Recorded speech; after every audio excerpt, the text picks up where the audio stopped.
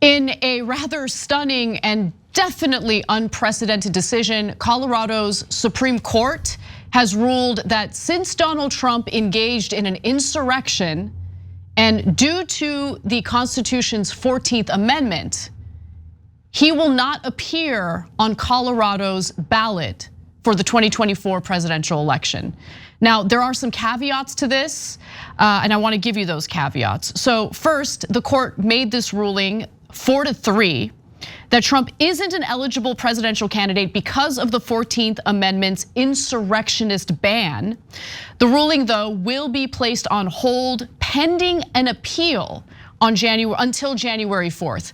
So election officials in the state, which by the way has 10 electoral college votes, said that the decision has to be made ultimately by January 5th.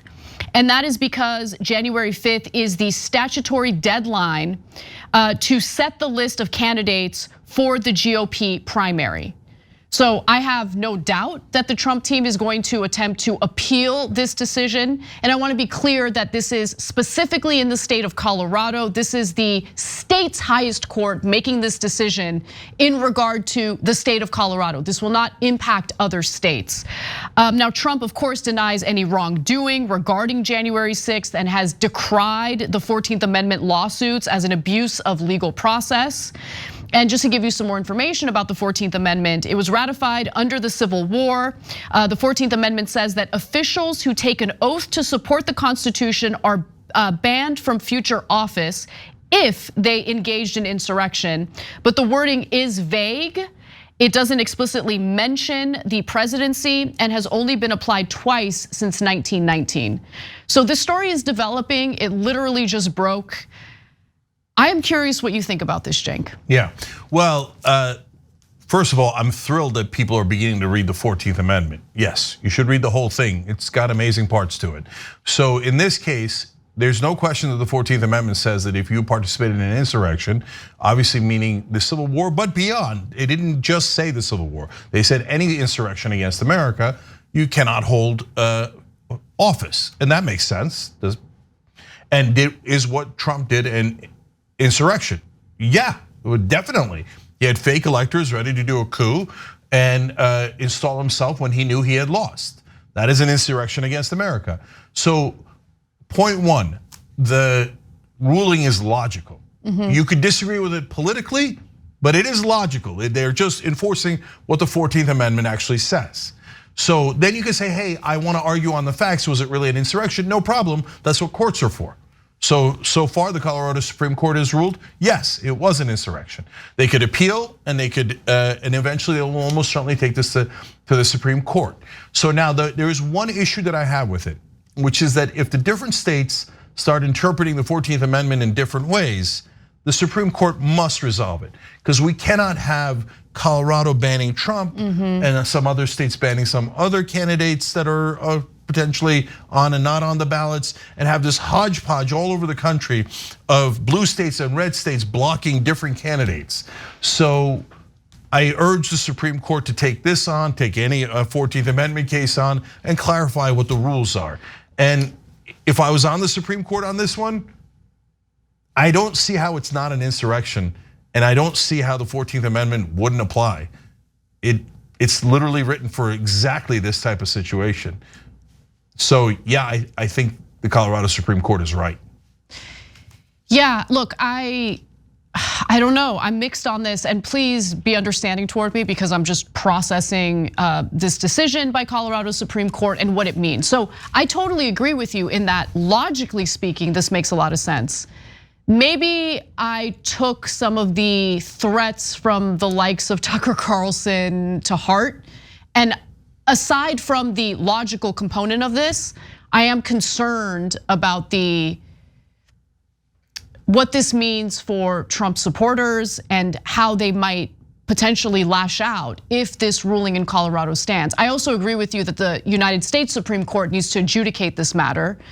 I'm curious to see if they take it up. I think they might, but yeah, I'm worried. Okay, so I agree with the decision. Let me just make that clear. I am worried about what this means for the future of the country and how Trump supporters might lash out given this decision by the Supreme Court in Colorado? Well, let me bifurcate that, because I'm worried that the country needs to remain united, and we need to have a clear national decision. Was it an insurrection or wasn't it? I think it was. I think a lot of people think it was. Obviously, tons of people don't think it was an insurrection. And we should, I mean, in my ideal world, I know the Supreme Court doesn't televise these hearings, but you would do a giant hearing where you would have lawyers on both sides arguing insurrection, not insurrection, and the courts would decide. Now, in this case, Trump has a gigantic advantage in the Supreme Courts. They're 6-3 conservative. The court has in the past made brazenly political decisions, handing George W. Bush the 2000 election 5-4 along political lines. A vote that Sandra Day O'Connor hinted she regretted because of how political it was, and obviously political. And Donald Trump has appointed 3 of the Supreme Court justices, giving him a gigantic advantage. If he still loses in the Supreme Court after both sides are heard out, then yes, as a nation, we have decided that it was an insurrection and he is banned. I am not worried about Trump fan reactions. If they want to be criminals and thugs after the Supreme Court makes its decision and say, we don't believe in our Constitution, we don't believe in the 3 branches of government, we don't believe in democracy, we love the insurrection, and we're going to now take up arms and cause violence. Well, that's what Fort Leavenworth was made for, Rikers Island, the maximum security prison in Colorado. It's got your name written all over it. I have no hope in any of that, actually, to be honest with you. I have less faith in our criminal justice system today versus where it was at even like 5 years ago. And what I mean by that is, we're talking about a group of people who are heavily armed, okay? And we're also talking about law enforcement that is short in terms of staffing, in terms of the number of officers. There's like a giant shortage right now. So I don't know.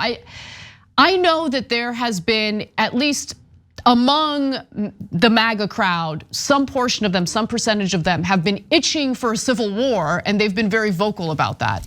I'm just concerned about violence breaking out. That doesn't mean that the potential violent reaction should weigh into the decision made by federal judges or the United States Supreme Court. But I'm just telling you the 2 different thoughts I'm having at the same time. One thought is based on logic and the evidence that we've talked about on this show, the evidence that was presented very clearly during the January 6th hearings, the evidence that will continue to be presented very clearly in the 2 indictments that Donald Trump is facing, one in Georgia, one on a federal level in regard to election interference. So there's that side of it, but then there's also the concerns I have about this further tearing the country apart. Yeah, I know. So look, number one, I understand the concerns, but number one, we shouldn't negotiate with terrorists. If you're a Republican and you believe there really was not an insurrection and that Donald Trump actually won the election, you're not a terrorist. There's a lot of tons and tons of Americans that believe that.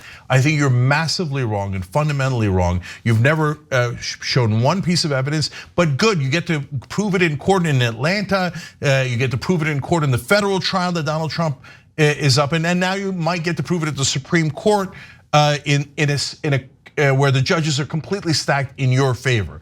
We need that national conversation. I don't want to just have the government steamroll the Republicans and go, ha, deal with it. I don't want that at all. But if you say after all is done, no, even though the justice system was rigged on our side in favor of us, I don't care. Even though we presented no evidence, I don't care. I just want to pick up a weapon and kill people I disagree with. No, then I don't negotiate with terrorists. Though then the government should come and get you and put you in prison, probably for the rest of your life. And if you say, I'm a political prisoner just because I wanted to murder you, yes. No, you're not a political prisoner. You're a prisoner because you wanted to murder people. No, we should not negotiate with terrorists. And I don't care what kind of violence these thugs and brown shirts promise us if they don't get their way. They're crying little babies who are constantly like, we don't need evidence. We don't need democracy. We just want power. Otherwise we'll kill you. Not interested in that. Not at all interested. That's what the military and the police are made for. And if you go in that direction, there should be massive consequences on your head. And by the way, just to give you further context, prior to Colorado Supreme Court making this decision in November, there was a Colorado judge who issued a ruling that concluded that Trump, quote, engaged in an insurrection on that day. But the decision fell short of removing Trump from the state's 2024 ballot based on the 14th Amendment's insurrection ban. And so I guess that was appealed to the state Supreme Court, and the decision that we just shared with you about that was made. And so we'll see how the appeal process works. I guess buckle up. It's gonna be a chaotic election season, to say the least. If you enjoyed this video, that's because of our members. They make us independent, they make us strong, and they make us honest. Become a member today by hitting the join button below.